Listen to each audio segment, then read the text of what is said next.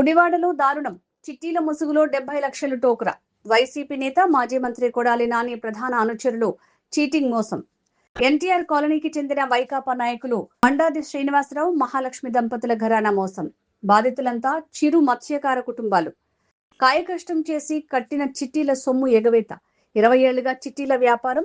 విశాఖ, విజయనగరం, శ్రీకాకుళంలో కోట్ల ఆస్తులు కూడబెట్టిన నిందితులు. జూలై 31న వన్ టౌన్ పోలీసులకు ఫిర్యాదు చేసిన 15 రోజులుగా కేసు నమోదు చేయని వైనం. మీడియాలో కథనాలు ప్రసారమయ్యేసరికి ఇంటి సామాన్లతో ఉడాయించేందుకు యత్నించిన శ్రీనివాసరావు. పోలీసులు కేసు పెట్టకపోవడంతో రెచ్చిపోయిన చిట్టీల దంపతులు 28 మంది బాధితులకు 38.60 లక్షలకు ఐపీ నోటీసులు. మేము ఎన్టీఆర్ కాలనీ గుడివాడ నుంచి వన్ టౌన్ పోలీస్ స్టేషన్ దగ్గర నుంచి మాట్లాడుతున్నాం సార్. మండాది శ్రీనివాసరావు, మండాది మహాలక్ష్మి అనే వాళ్ళిద్దరి దగ్గర వైఫ్ అండ్ హస్బెండ్ దగ్గర మేము చీటీలు వేసాం. 4 లక్షల చీటీ ఒకటి, 1,05,000 చీటీ ఒకటి, ₹1,00,000 చీటీ ఒకటి వేసాం. చీటీలు లాస్ట్ వరకు వచ్చేసరికి నాతో పాటు ఇక 5గురు అయితే ఉన్నారు. నీకు ఇస్తాను లాస్ట్ వరకు కూడాను అలాగే తీసుకొచ్చింది, కానీ ఒకరికి కూడా అమౌంట్ ఇవ్వాలి. మేము గట్టిగా అడిగేసరికి ఆవిడ సమాధానం చెప్పకోకుండా ఊరి నుంచి పారిపోయింది. మేము 15 రోజుల నుంచి స్టేషన్ చుట్టూ తిరుగుతున్నాం. స్టేషన్ చుట్టూ తిరుగుతుంటే ప్రూఫ్స్ తీసుకురండి అమ్మ, మేము ఎఫ్ఐఆర్ ఫైల్ చేస్తాము, మీ దగ్గర ఉన్న ప్రూఫ్స్తో పాటు తీసుకురంటే మొత్తం తీసుకొచ్చి మేము సబ్మిట్ చేసి ఒక 5 డేస్ అవుతుంది సార్. ఇప్పటికీ ఎఫ్ఐఆర్ ఫైల్ చేయాల. ఆ మండాది శ్రీనివాసరావు అనే వ్యక్తిని తీసుకొస్తున్నారు, ఒక అరగంట కూర్చోబెడుతున్నారు, పంపించేస్తున్నారు. ఆయన వారం రోజుల్లో అమ్మాయిని తీసుకొచ్చి ఇక్కడ నేను మీకు అప్పచెప్తానమ్మా, మీకు సెటిల్మెంట్ చేస్తాను, మాట్లాడతాను, ఆ అమ్మాయిని తీసుకొచ్చి ఇక్కడ కూర్చోబెడతామన్నారు. ఇవాళకి ఈ వారం అవుతుంది, అవునైతే తీసుకురాలేదు సార్. మేము కేసు ఫైల్ చేయమని చెప్పి ప్రూఫ్స్ అన్ని ఇచ్చి కూడా 1 వీక్ అవుతుంది, దగ్గర 5 డేస్ అయింది. ఇప్పటికి ఎఫ్ఐఆర్ ఫైల్ అవ్వలేదు. ఏంటి అని అంటే ఇది ఎలా డీల్ చేయాలి ఏంటి అనేది పైకి మేము పెట్టాము, దాని ఇంకా సొల్యూషన్ రాలేదమ్మా అన్నాడు. ఇప్పుడు మాకు ఎఫ్ఐఆర్ కోర్టు నుంచి నోటీసులు వచ్చింది సార్. అది ఏంటి ఐపీ నోటీస్ వచ్చింది. ఇప్పుడు ఆ అమ్మాయిని తీసుకొచ్చి ఇక్కడ కస్టడీలో కూర్చోబెట్టాలి కదా, ఇప్పుడు కూడా వచ్చి ఆ అమ్మాయిని తీసుకొచ్చి స్టేషన్లో మట్టి సబ్మిట్ చేయలేదు, తీసుకురాలేదు. ఎఫ్ఐఆర్ ఎందుకు ఫైల్ చేయలేదని మేము అడుగుతున్నాం సార్. సార్ మా ₹3 లక్షల చీటీ వేసాను సార్. ₹3 లక్షల చీటీ అంటే మా ఆయన గారి కిడ్నీలు ఫెయిల్ అయిపోతే ఒత్తిడి చేసేసి డబ్బులు ఇస్తావా ఇవ్వనని నెలకు ₹10,000 చొప్పున మా ఆయన చనిపోయినాక 6 నెలలకి 60,000 కట్టేది సార్. 60,000 అయ్యి ₹1,00,000 సార్. ₹1,60,000 తినక మానక అలా చేపలు చేసుకుంటా రూపాయి దాచుకొని అలా కడితే సార్ ఇవాళ మాకు ఐపీ నోటీసులు పంపించింది సార్.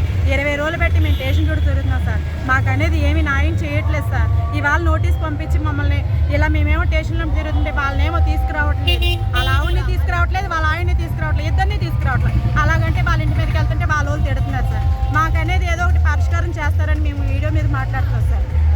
అదే సార్, మేము వచ్చింది ఇప్పుడే. మాకు పొద్దున్న నోటీసులు పంపించారు.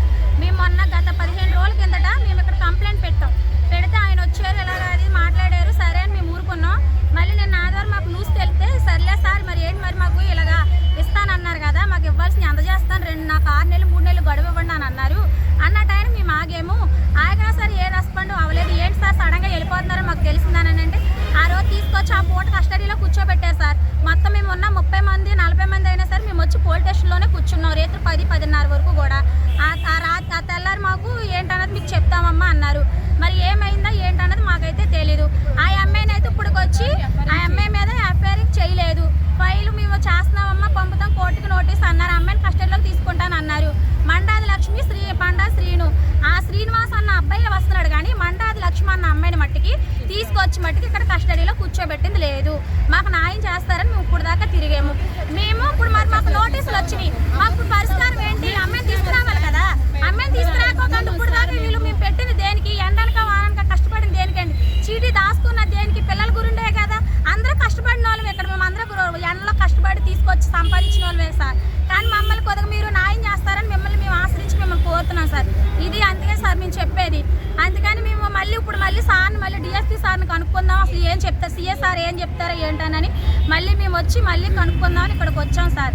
అది ఓళ్ళమ్మడు తిరిగి ఎండి చేపలు అమ్ముకొని నా బిడ్డలు పోషించడానికి నాకు ఆధారం ఉంటుందని నాకు ఎవరు చూసిన వాళ్ళు లేక నేను జాగ్రత్త పెట్టుకొని చేపలు కావాల్సినప్పుడల్లా కూరలకు తీసుకొని అత్తయ్య అని మోసం చేసి నన్ను నేను కోరిక తీసుకొచ్చి ఇదిగో ఎత్తానని 4 రోజులు 10 రోజులు 20 రోజులు గడువు పెట్టి చీటీలు వేసుకున్నాం. కష్టపడి నెత్తరిపోయి కాలేరిపోయి వేసి కష్టపడి తెచ్చుకుంటున్నానని నా రూపాయి ఎత్తదని ఎంతో ఆశపడ్డాను. అత్తయ్య అని మోసం చేసి నన్ను ఎంతవరకు తీసుకొచ్చిందండి. నా బతుకుదారు నేను ఎలా బతకాలి? ఇవ్వాలి, నాకేం చూసేవాళ్ళు లేరు. రేపు పొద్దున్న కొన్ని ఆపరేషన్ చేసుకున్నాం అన్న రూపాయి లేదు, కాళ్ళ చూసుకున్నాం అన్న రూపాయి లేదు. దాని మీద ఆధారపడి ఆ రూపాయి జాగ్రత్త చేసుకున్నాను. అదండి నా సంగతి, నా పద్ధతి అదండి. నాకు 1,00,000 రూపాయలు ఇవ్వాలండి. అండి ఎన్టీఆర్ కాలనీలో ఉంటాను, రామాలయం గుడి దగ్గర 6వ వార్డు. మంటాది శ్రీను మహాలక్ష్మి అనే భార్యాభర్తల దగ్గర మేము చీటీలు వేసుకున్నామండి. ఆడవాళ్ళని 4 లక్షలు చీటీ వేసానండి.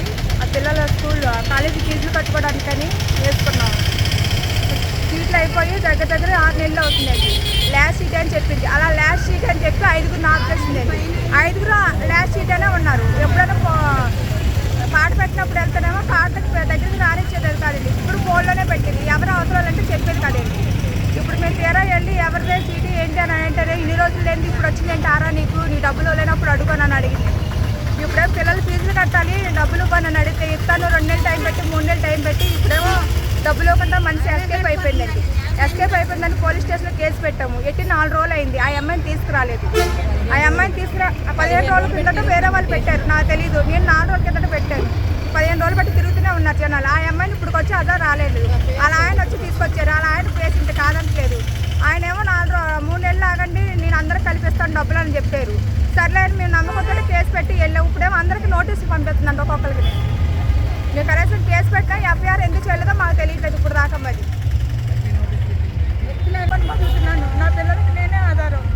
కనీసం రూపాయి పోగేసుకొని నేను అంత చీటీ కట్టలేనని చెప్పినా సరే కడతాము నేను లేట్గా అయినా ఆగుతానని చెప్పి నా పేరు చీటీ వేయించింది. అమ్మాయి డబ్బులు కట్టించుకొని ఇప్పుడేమో చీటీ డబ్బులు ఇవ్వకుండా తిరిగి మా మీద కేసు పెట్టిందండి. ఎంతవరకు నేను చెప్పండి, మా పిల్లల ఫీజులు ఎలా కట్టుకోవాలి, మేము ఎలా బతుకుతాము.